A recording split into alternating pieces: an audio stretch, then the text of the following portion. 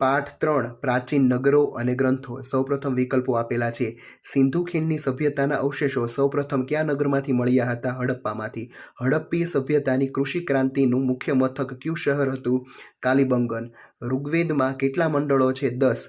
હડપ્પીય સભ્યતાની સૌથી મોટી લાક્ષણિકતા કઈ હતી? આયોજનબદ્ધ નગર રચના. સિંધુ ખીણ સભ્યતાની નગર રચનામાં કિલ્લો કઈ દિશામાં રહેતો? પશ્ચિમમાં. સિંધુ ખીણ સભ્યતાની નગર રચનામાં સામાન્ય પ્રજાની વસાહત કઈ દિશામાં હતી? પૂર્વમાં. પૂર અને ભેજથી બચવા હડપ્પાના મકાનો કઈ જગ્યાએ બાંધવામાં આવતા? ઊંચા ઓટલા પર. હડપ્પી સભ્યતાની નગર રચનામાં વપરાશના પાણીના નિકાલ માટે શી વ્યવસ્થા હતી? ગટર યોજનાની. હડપ્પા પાકિસ્તાનમાં ક્યાં આવેલું છે? મોન્ટેગોમરી. સિંધુ ખીણની સભ્યતાનું મુખ્ય નગર કોને ગણવામાં આવે છે? હડપ્પાને. હડપ્પી સભ્યતાનું મુખ્ય વિશેષતા કઈ હતી? અન્ન ભંડારો. લોથલ કઈ નદીના કિનારે આવેલ છે? ભોગાવો. લોથલમાં ઈંટોના બનેલા માળખાને શું કહેવામાં આવે છે? તો કે ધક્કો. હડપ્પી સભ્યતાનો આંતરરાષ્ટ્રીય વેપાર કયા બંદર મારફતે થતો? લોથલ. ધોળાવીરા કચ્છના કયા વિસ્તારમાં આવેલ પુરાતત્વીય સ્થળ છે? ખદીર બેટ. કચ્છ જિલ્લામાં હડપ્પીય સભ્યતાનું કયું સ્થળ આવેલ છે? ધોળાવીરા. હડપ્પીય સભ્યતાનું સ્થળ કાળીબંગન ભારતના કયા રાજ્યમાં આવેલું છે? રાજસ્થાન. સિંધુ ખીણ સભ્યતાના લોકોનો મુખ્ય વ્યવસાય શું હતો? ખેતી અને પશુપાલન. સિંધુ ખીણ સભ્યતાના લોકોએ બાળકોના આનંદ પ્રમોદ માટે શું બનાવતા? રમકડા. ભરૂચ જિલ્લાના કીમ નદીના કયા સ્થળેથી હડપ્પી સભ્યતાના અવશેષો મળી આવેલ છે? ભાગા તળાવ. આપણો સૌથી પ્રાચીનતમ ગ્રંથ કયો છે? ઋગ્વેદ. પછી ખાલી જગ્યા આપેલી છે. કાલીબંગન હાલ રાજસ્થાન રાજ્યમાં આવેલ છે. હડપ્પી સભ્યતામાં મળી આવેલ સ્નાનાગૃહ મોહેંજો-દડો નગરમાં આવેલ છે. ધોળાવીરા કચ્છ જિલ્લામાં મળી આવેલ પુરાતત્વીય સ્થળ છે. સિંધુ ખીણ સભ્યતાની નગર રચનામાં રસ્તાઓ એકબીજાને કાટખૂણે કાપતા. સિંધુ ખીણ સભ્યતાના નગરોમાં જાહેર રસ્તાઓ પર રાત્રિ પ્રકાશની વ્યવસ્થા હતી. મોહેંજો-દડોના સ્નાનકુંડમાં ઉતરવા માટે બંને બાજુએ પગથિયાની વ્યવસ્થા હતી. મોહેંજો-દડોમાંથી મળી આવેલ સ્તંભવાળા મકાનને સભાગૃહની ઓળખ આપવામાં આવી છે. લોથલ અમદાવાદ જિલ્લાના ધોળકા તાલુકામાં આવેલું છે. લોથલ પ્રાચીન સમયનું એક બંદર હતું. લોથલમાંથી મણકા બનાવવાની ફેક્ટરી મળી આવેલ છે. કાલીબંગનમાં તાંબાના ઓજારોનું નિર્માણ થતું હતું. સિંધુ ખીણ સભ્યતાનું નગર આયોજનમાં ઇજનેરોની બુદ્ધિમત્તા અને કારીગરોની કલાશક્તિનું અદ્ભુત પ્રતિબિંબ પડે છે. ધોળાવીરા કચ્છ જિલ્લાના ભચાઉ તાલુકામાં આવેલું છે. ઋગ્વેદ વૈદિક સંસ્કૃત ભાષામાં લખાયેલ છે. રોજડી એટલે કે શ્રીનાથગઢ હડપ્પી સભ્યતાનું સ્થળ રાજકોટ જિલ્લામાં આવેલું છે. ઋગ્વેદમાં રાવી નદીના કિનારે 10 રાજાઓ વચ્ચે થયેલા યુદ્ધનો ઉલ્લેખ છે. ઋગ્વેદમાં અન્ય પશુઓની સરખામણીએ ઘોડાનો સૌથી વધુ ઉલ્લેખ છે. એના પછી ખરા ખોટા આપેલા છે. હડપ્પી સભ્યતાના મિસર સભ્યતાની સમકાલીન માનવામાં આવે છે. ખોટું. ધોળાવીરામાં વરસાદના પાણીના સંગ્રહની વ્યવસ્થા હતી. સાચું. ધોળાવીરાની નગર રચનામાં 2 ભાગમાં વહેંચાયેલ છે. ખોટું. વેદ મુખ્યત્વે 7 છે. ખોટું. હડપ્પી સભ્યતાના નગરોની રચના અસમાન જોવા મળે છે. ખોટું. હડપ્પી સભ્યતાને આપણે રોમની સભ્યતા તરીકે પણ ઓળખીએ છીએ. ખોટું. હડપ્પીય સભ્યતાની મુખ્ય વિશેષતા તેની આયોજનબદ્ધ મકાન વ્યવસ્થા હતી. સાચું. હડપ્પી સભ્યતાના મકાનો 1 અને 2 માળના હતા. સાચું. હડપ્પીય સભ્યતાનું સમગ્ર નગર ચોરસ કે લંબચોરસ વિભાગમાં વહેંચાયેલું હતું. સાચું. કાલીબંગન એક જાહેર સ્નાનાગાર મળી આવ્યું છે. ખોટું. સિંધુ સભ્યતાના લોકોના આભૂષણો સોના, ચાંદી અને કિંમતી પથ્થરોમાંથી બનાવતા હતા. સાચું. સિંધુ ખીણ સભ્યતાના લોકોએ પોતાના બાળકો માટે રમકડા બનાવ્યા હતા. સાચું.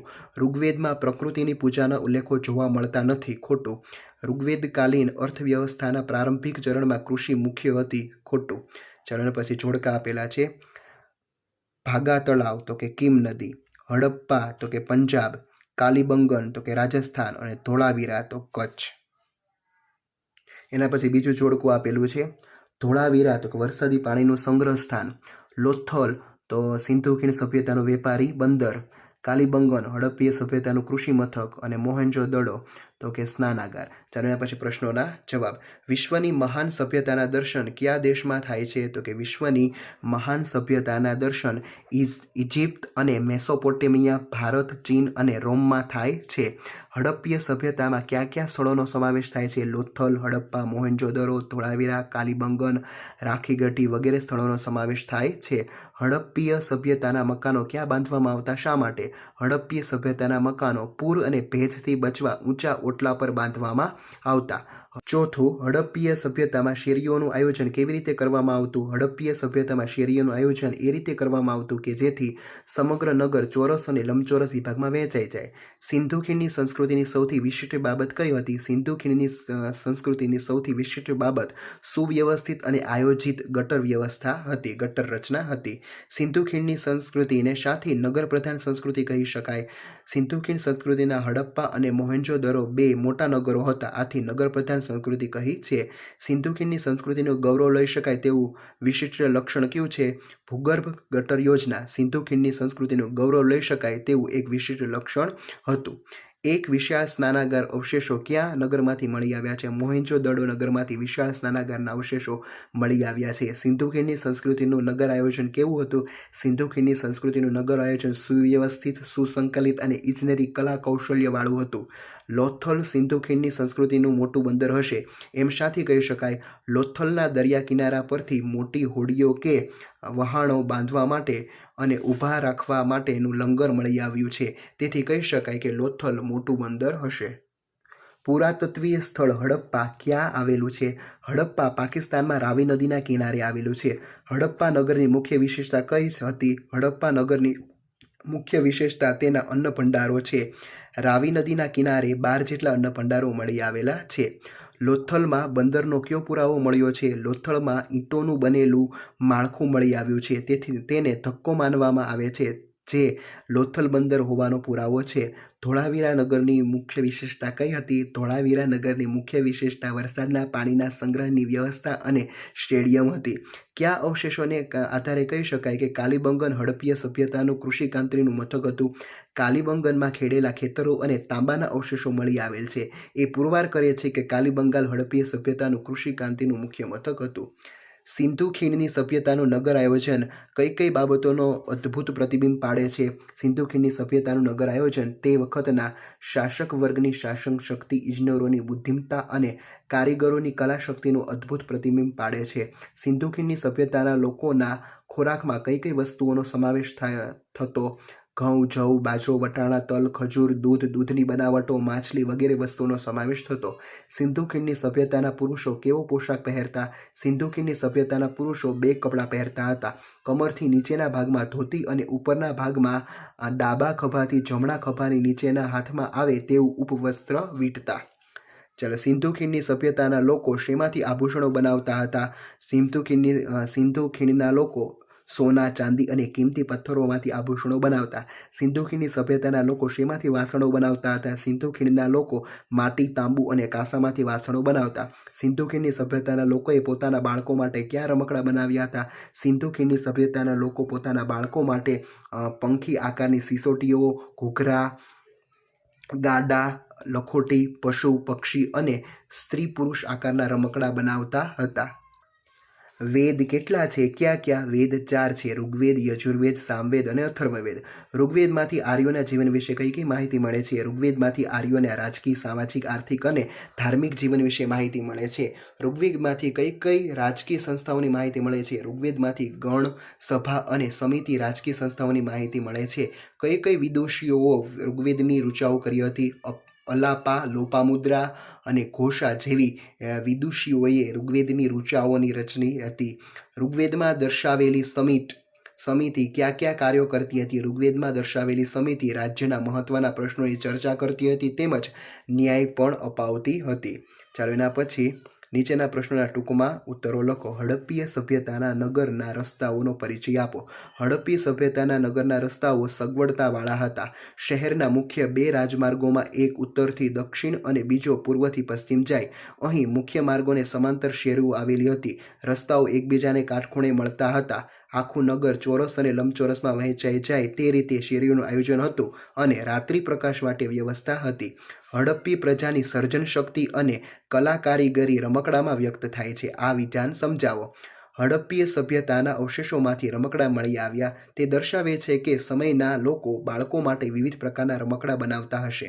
તેઓ પંખી આકારની સિસોટીઓ, ગાડા, ઘૂઘરા, લખોટી, પશુ, પક્ષી, માથું હલાવતા પ્રાણીઓ, ઝાડ પરના વાંદરાની કરામતના રમકડા બનાવતા. તેથી જ કહી શકાય કે હડપ્પી પ્રજાની સર્જન શક્તિ, કલા કારીગરી રમકડામાં વ્યક્ત થાય છે. સિંધુ ખીણની સંસ્કૃતિના નગરોમાં મકાનોની કઈ કઈ વિશેષતાઓ હતી? તો કે પહેલું, નદીના પૂરથી બચવા માટે લોકો પોતાના મકાનો ઊંચા ઓટલા પર બાંધતા. બીજું, મકાનોના દરવાજા મુખ્ય રસ્તા પર પડવાને બદલે નાની શેરીઓમાં પડતા. દરેક મકાનમાં કૂવા, સ્નાનાગૃહ, ગટરો, રસોડું, શૌચાલય વગેરેની આધુનિક અને સુંદર વ્યવસ્થા હતી. હડપ્પીય સભ્યતાના લોકોનું આર્થિક જીવન કેવું હતું? હડપ્પીય સભ્યતાના લોકોનું આર્થિક જીવન ખેતી અને પશુપાલન સાથે સંકળાયેલું હતું. તેઓ ખેતરમાં ઘઉં, જવ, બાજરી, તલ વગેરે પાકોનું વાવેતર કરતા હતા. આ સમયે હડપ્પાનું સુતરાઉ કાપડ ખૂબ જ પ્રખ્યાત હતું. તે તેની મેસોપોટેમિયા અને ઇજિપ્ત સુધી નિકાસ કરતા. તેથી કહી શકાય કે આ સમયે આંતરરાષ્ટ્રીય વેપાર થતો હશે. આમ હડપ્પાના લોકો ખેતી, વેપાર, પશુપાલન, માટીકામ, ધાતુકામ, શિલ્પકામ વગેરે વ્યવસાયો કરતા હતા.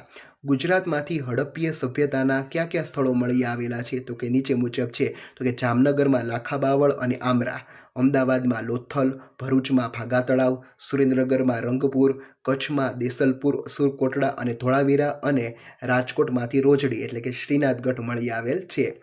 હડપ્પીય સભ્યતાના સ્ત્રી પુરુષો કયા કયા આભૂષણો પહેરતા હતા? હડપ્પીય સભ્યતાના સ્ત્રી પુરુષો કંઠહાર એટલે કે ગળાનો હાર, હાથમાં વીંટી અને કાંડામાં કડા પહેરતા. સ્ત્રીઓ હાથમાં બંગડી, કાનમાં કુંડળ, કેડમાં કંદોરો અને પગમાં ઝાંઝર પહેરતા હતા. આ આભૂષણો તેઓ સોના, ચાંદી અને કિંમતી પથ્થરોમાંથી બનાવતા હતા. ચાલો એના પછી નીચેના પ્રશ્નોના ઉત્તરો લખો. ટૂંક નોંધ લખો. લોથલ.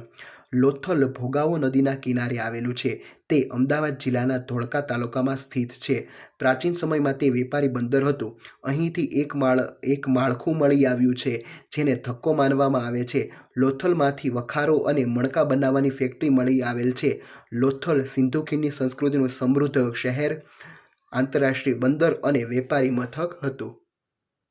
ચાલો એના પછી પ્રશ્ન 2. હડપ્પીય સભ્યતાની નગર રચના.